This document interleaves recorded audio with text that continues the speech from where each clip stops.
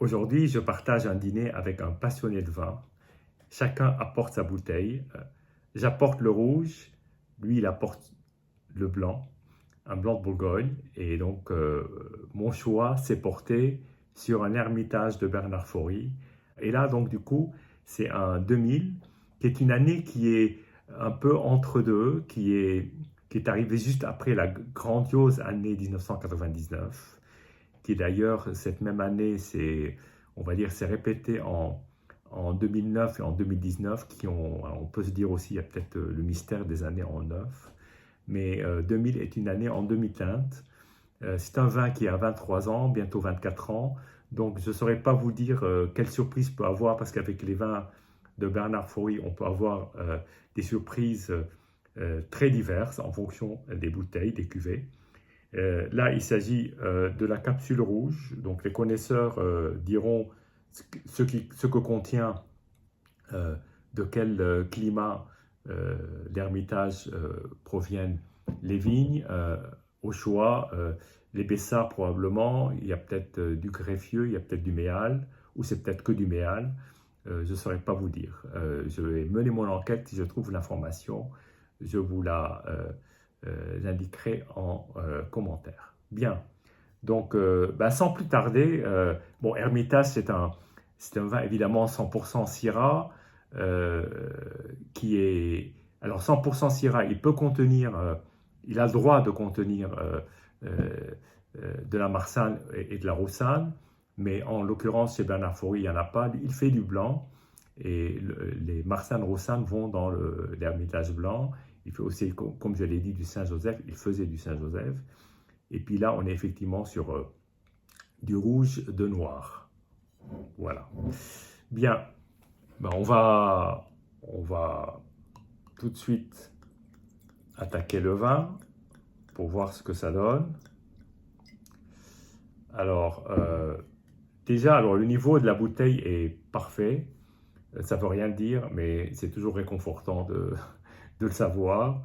Euh, la couleur est assez claire et elle est assez limpide, je dois dire. C'est une belle couleur pourpre avec des légers reflets orangés. Pour un vin de plus de 20 ans, elle est plutôt jeune, je dirais.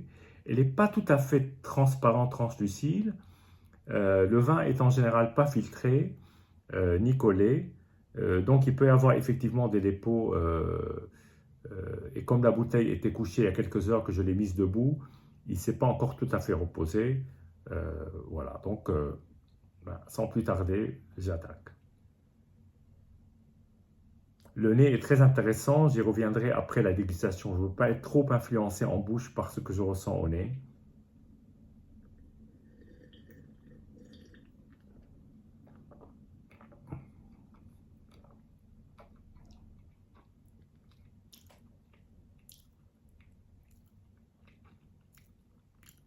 Alors, c'est une bouteille que j'ai ouverte il y a quelques heures, il y a 2-3 heures à peine.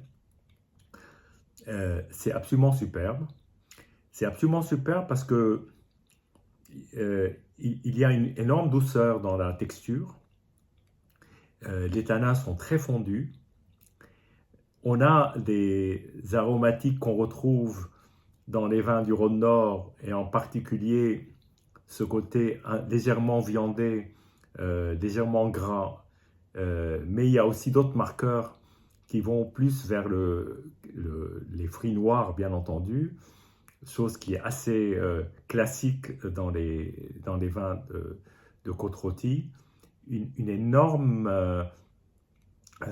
palette de parfums et d'aromatiques qui sont extrêmement présents et très précis. Et il y a une sorte quand même de jouvence dans ce vin qui en fait un vin qui ne craint pas les années. Alors, je suis tombé sur une belle bouteille, j'avoue. Là, je l'ai testé, je peux sans aucun souci la partager. Je pense que ce sera une très belle soirée. Mais c'est un vin qui vraiment qui a une grande profondeur, mais avec une texture d'une grande douceur. Alors, le nez est absolument fabuleux. Une très très très belle aromatique au nez. qui refait penser aux fruits rouges aussi, pas seulement les fruits noirs. Je dirais presque plus fruits rouges que fruits noirs, un côté légèrement chocolaté.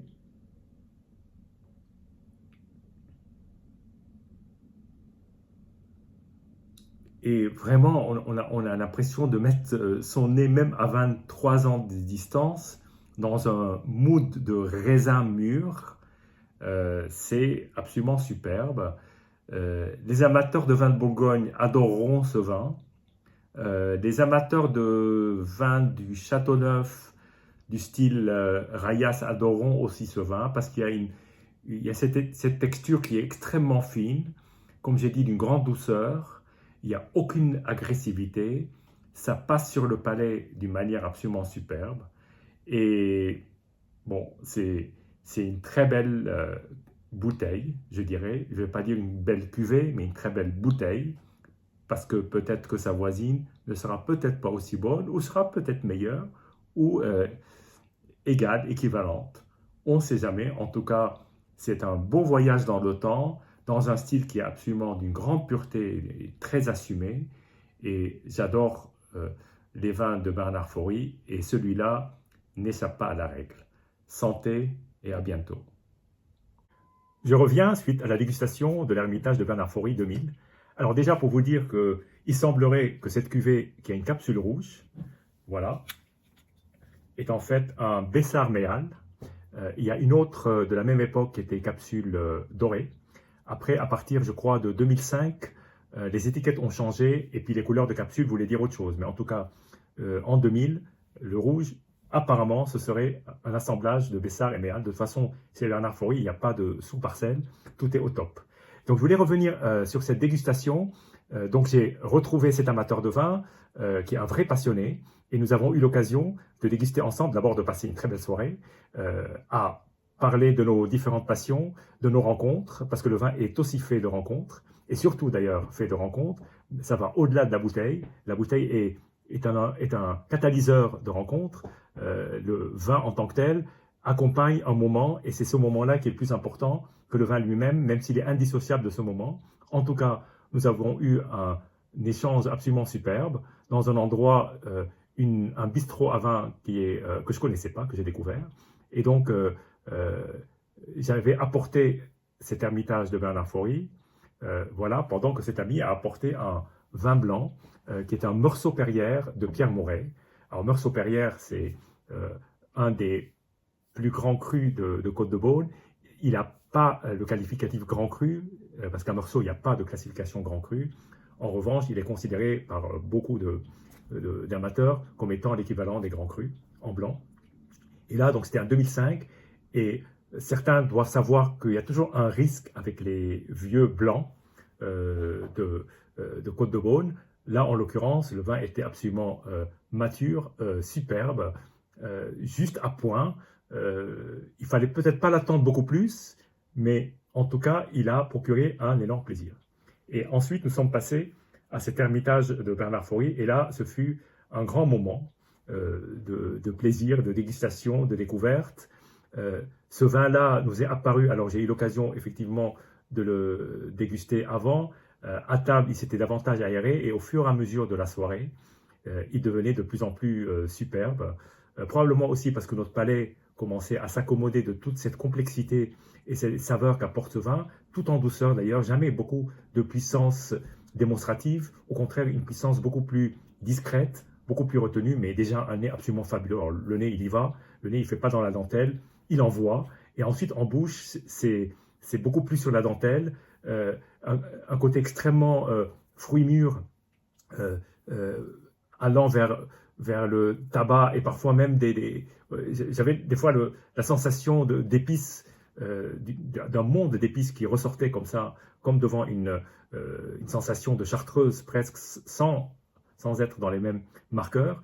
Et de toute façon, c'est une bouteille qui a tellement raconté ce soir-là qu'elle nous a beaucoup émus. Alors, mon ami a eu la délicatesse de me dire, écoute, ne termine pas la bouteille, ramène-la chez toi. On sait toujours qu'un Faury est meilleur, ou est différent en tout cas, meilleur je ne sais pas, mais différent le lendemain. Donc je suis reparti avec le fond de bouteille. C'était un geste très sympa, que j'ai beaucoup apprécié. Et en fait, je n'ai pas eu le temps de la déguster, et il s'est écoulé presque une semaine, 6 jours, avant que j'ai 5 jours, avant que j'ai eu l'occasion de la redéguster. Et donc là, je le fais devant vous, sans avoir encore eu cette chance de goûter. Alors, je ne sais pas dans quel état est le vin, c'est toujours une grande surprise. Moi, j'aime bien, parce que c'est un moment toujours de redécouverte, et parfois j'ai l'impression de replonger dans un autre vin. Bien, alors on va de suite attaquer cette belle bouteille. Déjà, bon, la couleur, je ne vais pas la commenter parce qu'elle n'a pas beaucoup changé, c'est toujours la même. Le nez est très expressif. Là, on sent davantage, je dirais presque des fleurs comme la violette, en plus des fruits, en plus des épices.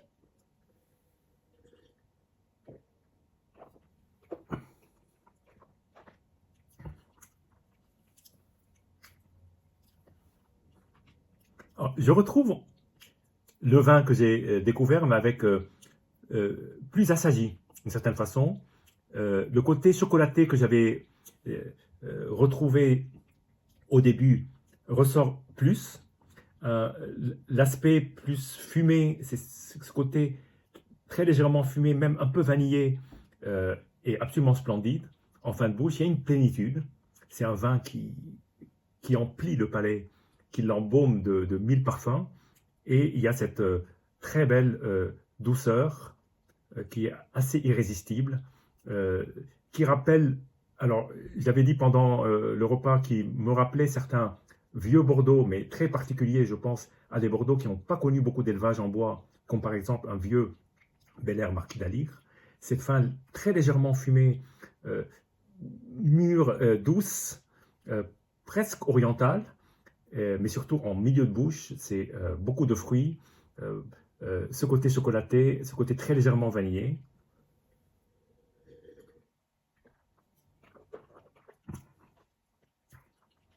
Et il y a surtout cette douceur presque orientale en bouche qui rend ce vin très savoureux, très gourmand et surtout qui donne un immense plaisir sensuel. Et c'est ça le plus important, c'est pas un vin d'un plaisir intellectuel, c'est un vrai vin d'un plaisir sensuel.